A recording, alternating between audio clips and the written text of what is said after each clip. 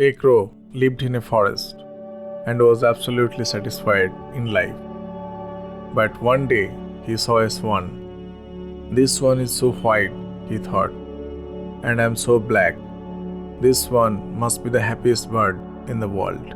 He expressed his thoughts to the swan. Actually, the swan replied, I was feeling that I was the happiest bird around until I saw a parrot, which has two colors.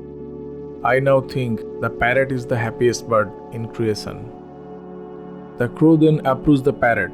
The parrot explained, I lived a very happy life until I saw a peacock.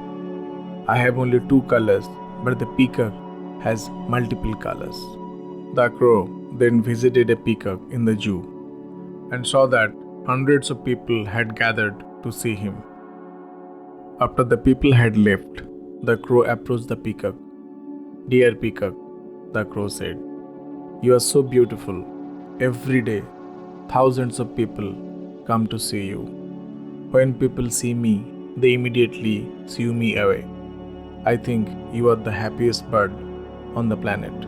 The peacock replied, I always thought that I was the most beautiful and happy bird on the planet. But because of my beauty, I am entrapped in this zoo. I have examined the zoo very carefully, and I have realized that the crow is the only bird not kept in a cage.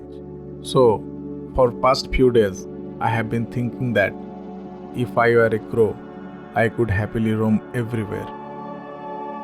That's our problem too. We make unnecessary comparison with others and become sad. We don't value what God has given us. This all leads to the vicious cycle of unhappiness. Learn to be happy in what you have instead of looking at what you don't have. There will always be someone who will have more or less than you have.